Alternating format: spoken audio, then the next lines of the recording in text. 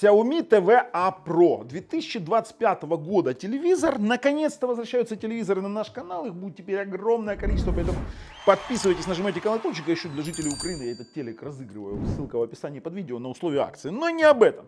55-ка 2025 года QLED. И это бюджетный QLED. Какой же ты бюджетный QLED вообще, если ты вот в 2025 году даешь нам яркость всего лишь заявленных 250-270 кандел, но нет, не все так плохо. У нас есть вот он экранный люминанс метр. Мы сделаем фактические замеры, и тут у нас, конечно, будет небольшой разрыв шаблонов. В том плане, что, вот сразу говорю, фактическую яркость, которую мы намерили, 457 кандел на квадратный метр, среднюю 430 я вам покажу, но это только лишь на внутреннем плеере. На внешних HDMI устройствах мы не получили больше 270 кандел, хотя в пиковом значении где-то там вырывалось ближе к 400, но это вот такие пиковые какие-то единичные значения, мы не можем на них обращать внимание и заявлять, что это полностью вот соответствует действительности. На внутреннем плеере я понимаю, что во время воспроизведения HDR контента, а здесь именно только HDR10, HLG и без какого-либо Dolby Vision, потому что для Dolby Vision здесь нет достаточной яркости, и слава богу, Xiaomi перестала делать телевизоры с яркостью 250 кандел и Dolby Vision, потому что это вообще ни о чем. Но я вам скажу так, QLED, реальный QLED, и вот те деньги, которые он стоит, даже с учетом HDR10, даже с учетом его яркости, за эти деньги это просто-напросто мед. Вот просто шикарная штучка. Почему? Потому что не всем нужны вот эти вот мегатехнологии, а получить бюджетный 4К телевизор в 55-ке, кстати, в 43-м, там конкретно даже на внутреннем плеере, я его когда в магазин пришел, приперся с люминанс метром и начинаю 43-й мерить, 43-й вообще не рассматривать их покупки, 55-ку нормально, я вам скажу так, потому что на внутреннем плеере у нас проц МТК 1,5 ГГц, хотя 4 ядра Cortex A55, зато там видеоускоритель Mali G52, тоже обязательно все покажу. И так, в принципе, я вам скажу, это работает, да еще и звучок такой среднебюджетный, как я это называю, но в принципе это не самый худший звук, который я слышал. Давайте пойдем по интерфейсам. А ну пошли со мной, лисичка, давай покажем сейчас ребяткам, что у нас есть сзади. Смотрите, у нас сзади, а ну обходи с той стороны. Смотрите, сзади у нас все очень просто. Веса 200 на 200 крепление, вот она веса. При этом сделано таким вот способом, выпирает вот эти штуки. Сам по себе сзади металл, пластиковая защита для платы, и здесь внизу тоже везде пластик. Это у нас для антенны обыкновенной Т2 либо кабеля, ДВБ-C, ТВБ-Т2 поддерживает, ДВБ-S, ES2 поддерживает вот вход, USB-шечка 2.0. Вот, пожалуйста, есть. Есть SPD-вчик, куда можно... ну это LAN RJ45 на 100 мегабит, кстати, он сотка. Есть SPD сверху оптический. Есть у нас AV-IN. Это имеется в виду, ну, вы сами понимаете, AV-IN это уже такая устаревшая штука с RCA на 3.5, это просто жесть. И есть еще один HDMI. HDMI 3, пожалуйста, вот они. И больше сзади у нас ничего примечательного нет. Пошли пульт посмотрим. А вот и пульт. Смотрите, самый обыкновенный Xiaomi-шный пульт, который меня выдрочил, да не могу. Знаете почему? Бесит. Бесит вот это расположение вот этой кнопки TV+, которую ты постоянно нажимаешь по аналогии с другими общепринятыми стандартами назад. То есть домик у нас посерединке, кнопочка назад у нас с этой стороны, кнопочка Live меню у нас здесь. Кстати, пульты по ЦИК полностью совместимы с ТВ-боксами. ЦИК работает идеально. И здесь вот эта штука, она просто выбешивает. Хотя пульт обыкновенный Xiaomi-шный, с обыкновенным пластиком. Ничего примечательного, в принципе, с кнопками быстрого доступа и с голосовым поиском. Конечно же, Bluetooth. Что из проблем? Из проблем 24 кадра чистых, можете забыть, их здесь нет. Ваши ТВ-боксы все с автофреймрейтом просто идут нафиг, отдыхают куда-то далеко на пляж. Но при этом есть уплавнялка MEM, с которой неплохо справляется. Японку на канате спокойно проходит тест. Без... скажем так, без уплавнялки 24 кадра вы все равно не получаете. Чистая шахматка тоже на тестах обязательно покажу. А вот что еще меня взбесило, так это эти больные ублюдки изначально HDMI сделали 1.4.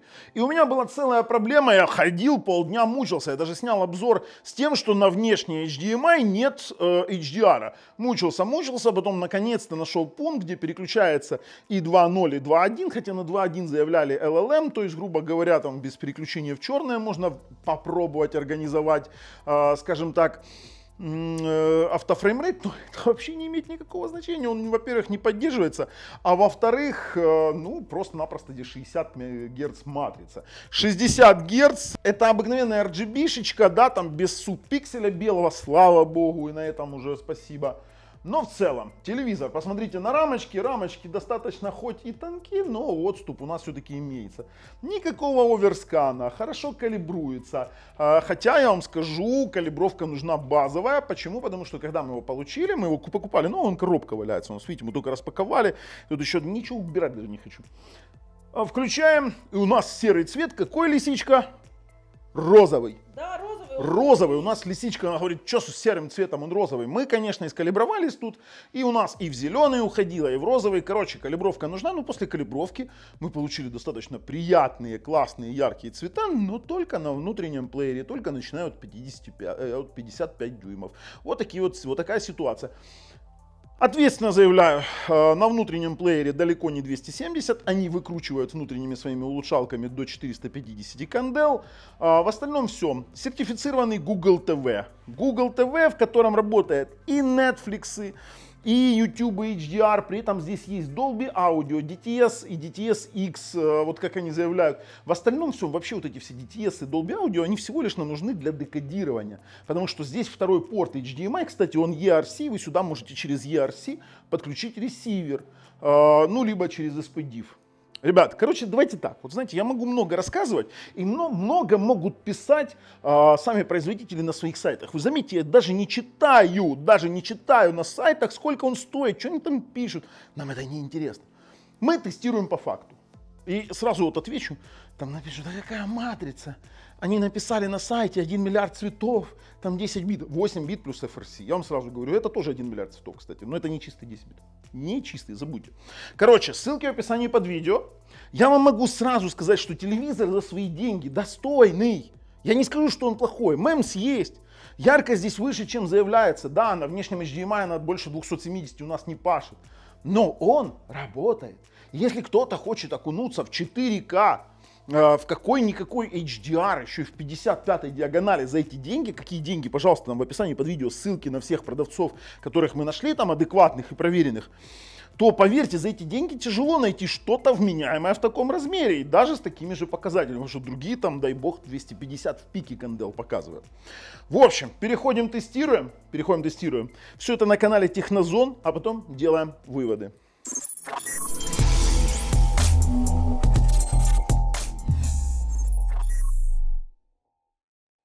Первое, что бросается в глаза, это у нас, конечно же, Google TV интерфейс, при этом достаточно, так, знаете, быстренько работающим, плавно, никаких вопросов не вызывающим. То есть я сколько его там не клацал, все отлично.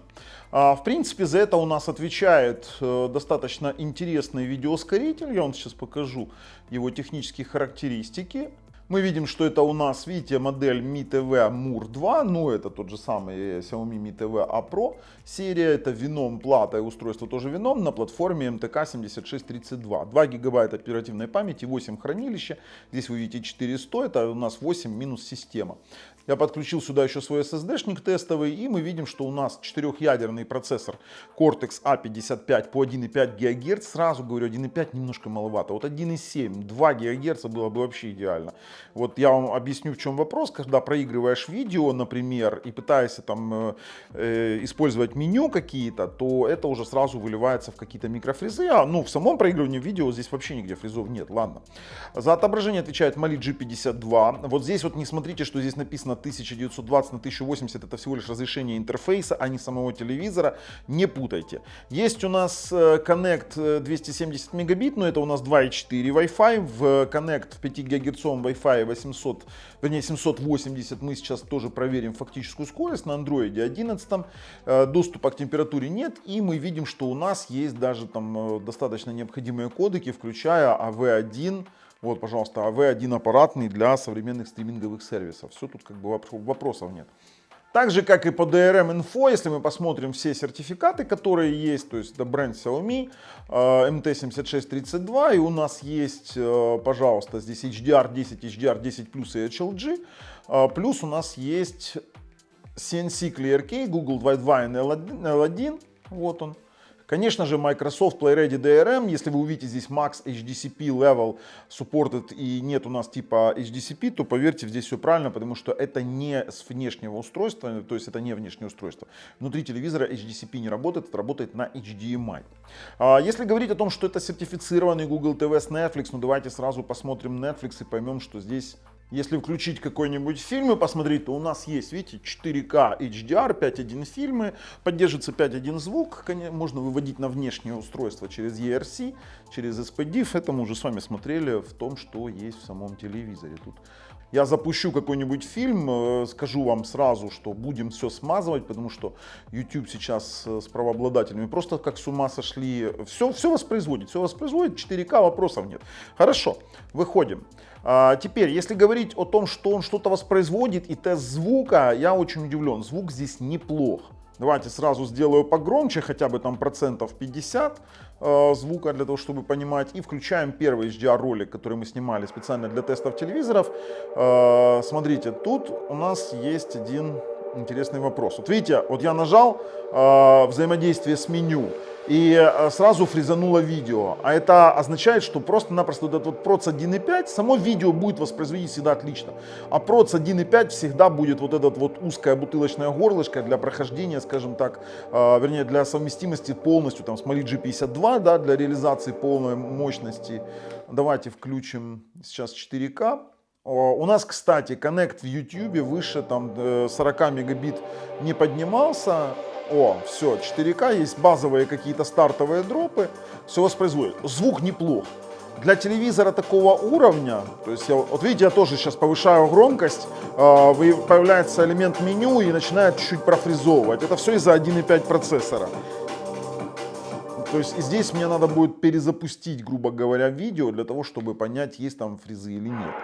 Вот. Не, ну как бы у меня вопросов нет. YouTube он воспроизводит. Это сейчас воспроизводит HLG VP9.2. А ну, сейчас звук послушаем чуть-чуть.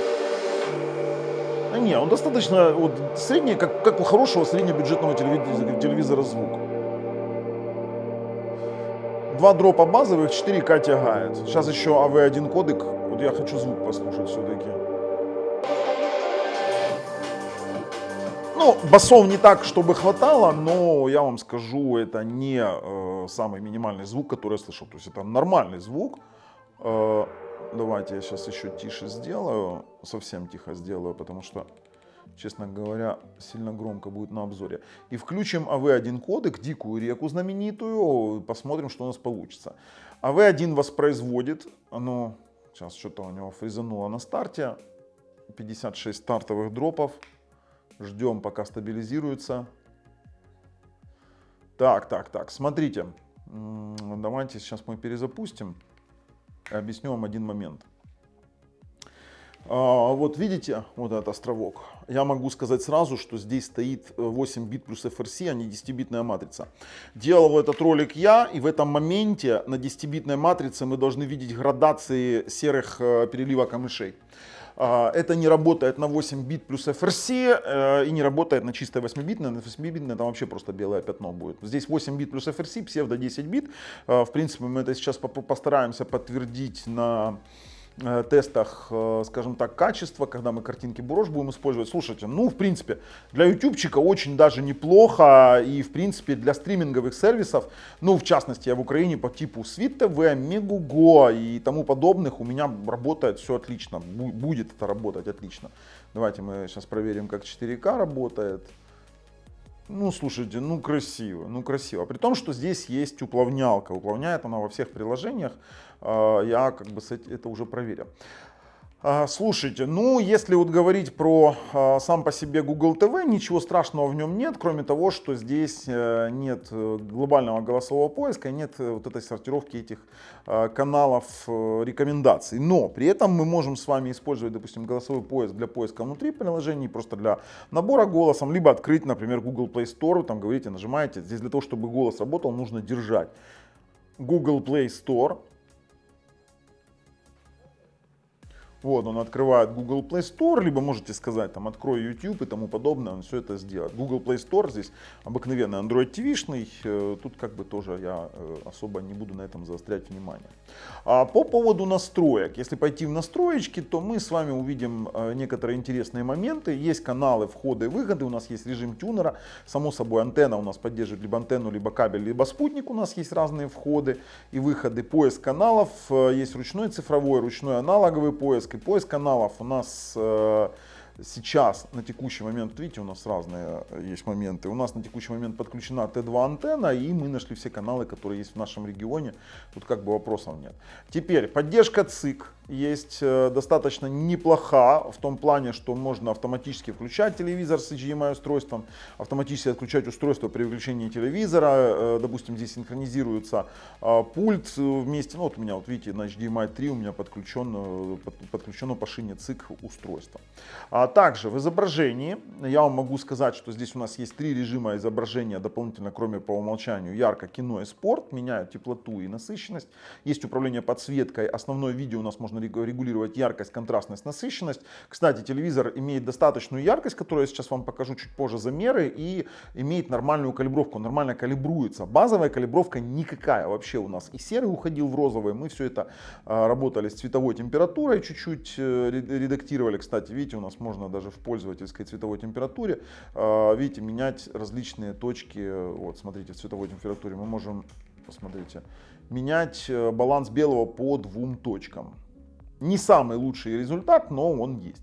А теперь в расширенных настройках видео мы можем цветовое пространство выбирать натуральное, DCI-P3, BT2020, Adobe RGB, sRGB BT709. Я не говорю, что он соответствует на 100% BT709, допустим, либо sRGB, но сам факт того, что вы можете под себя подстроить цветовое пространство, это факт.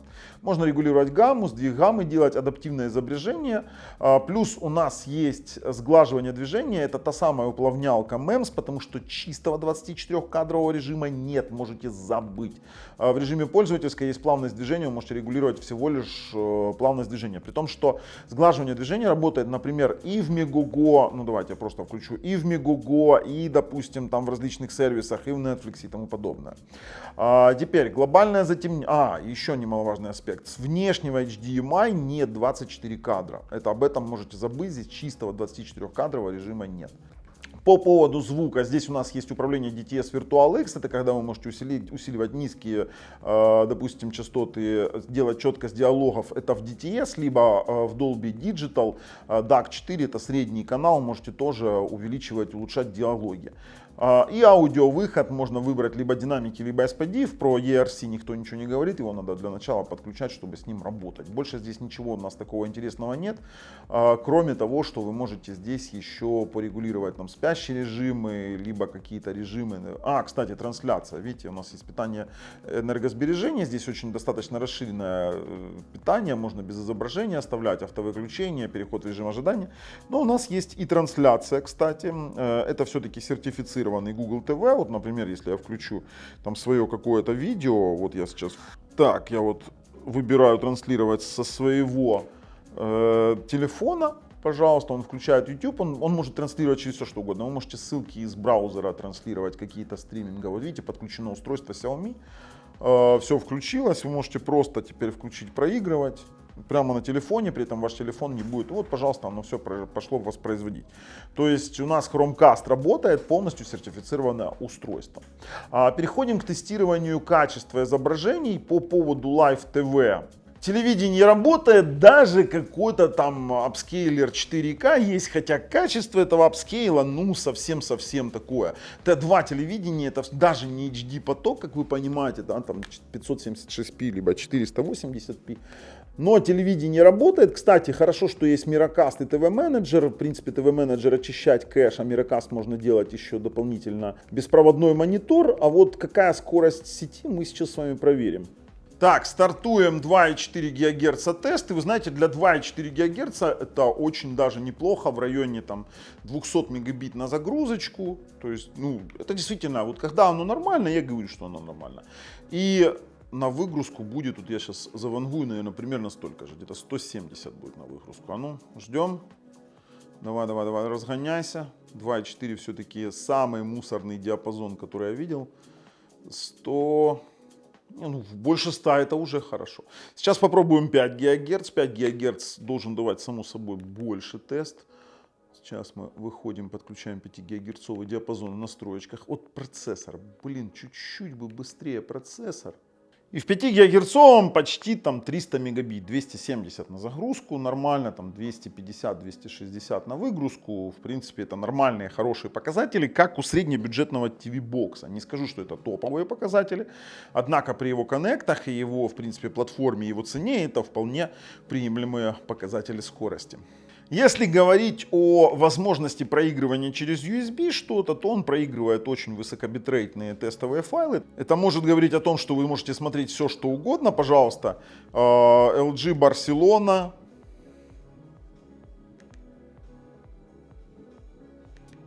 Знаменитый ролик LG New York 4K сейчас включается. Пожалуйста, воспроизводится. Тут как бы вопросов нет. Все, вы можете смотреть с внешнего жесткого диска все, что угодно.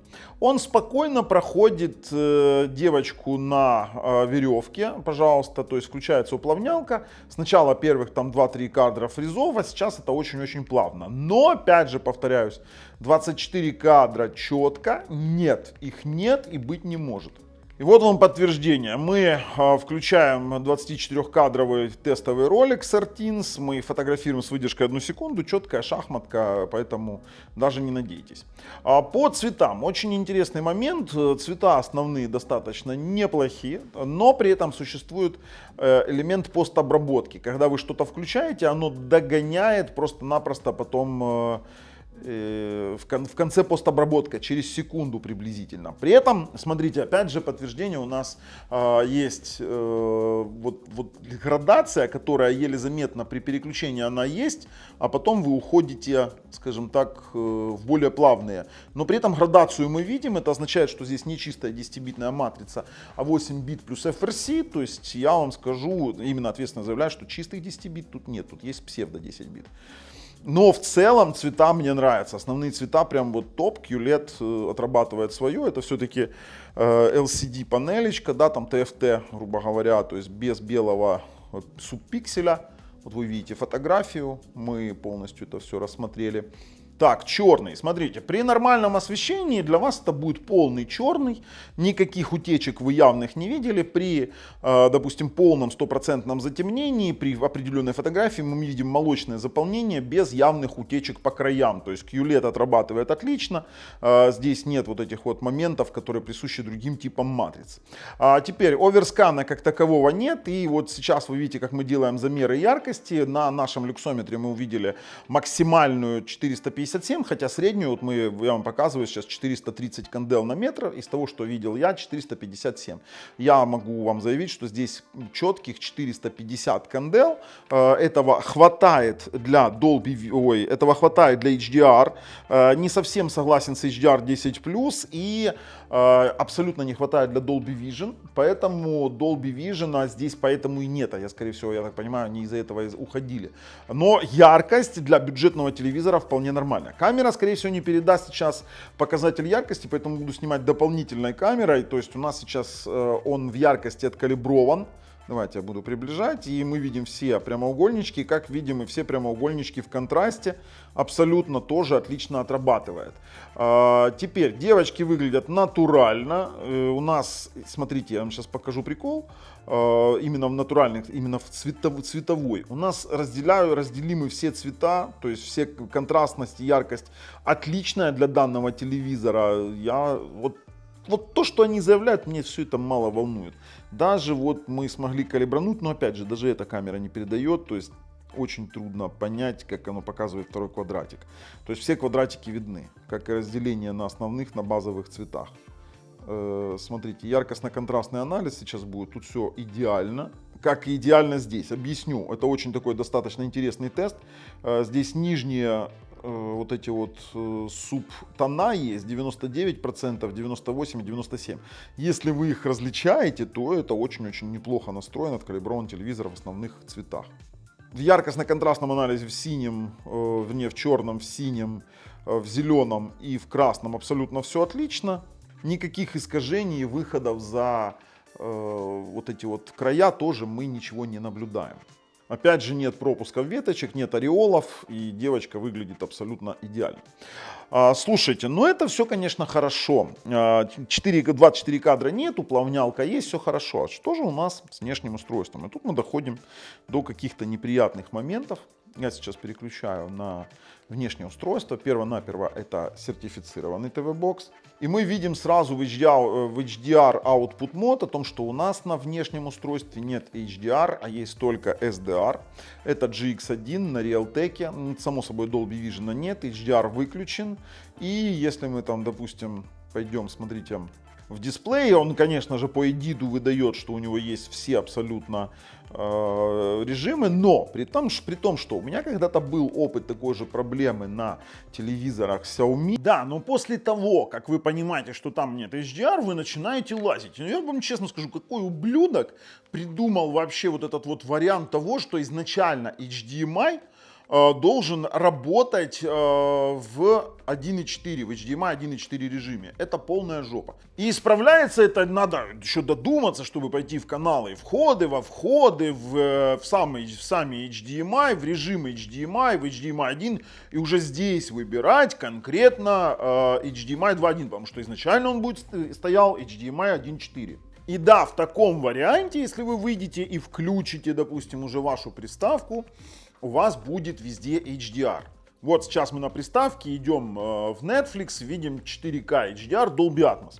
Но опять же есть некоторые вопросы. Но так как при использовании самой приставки и попытке получить чистых 24 кадра вы все равно получите шахматную доску, то вам, пожалуйста, фотография при фотографировании с внешнего источника теста на 24 кадра. Мы получаем всю та же самую шахматную доску, и все отдается на отрисовку самой уплавнялки. Вы можете попытаться выставить, допустим, дисплей режим на 24 кадра, и в таком случае, вот если вы выставите на 24 либо 23 976, вы получите в Netflix показатель HD HDR, то есть у вас выключится режим 4К HDR. Вот такая вот ситуация.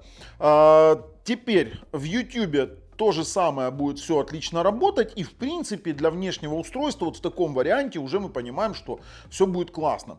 То есть если я сейчас включаю опять тот же самый Magic Forest, то тут уже совсем другая картинка, другие дела. Я вижу, что у меня не пробивается небо голубое какое-то в 709 профиле. Здесь мы идем в настроечки, и здесь уже мы видим HDR-чик, и все нормально.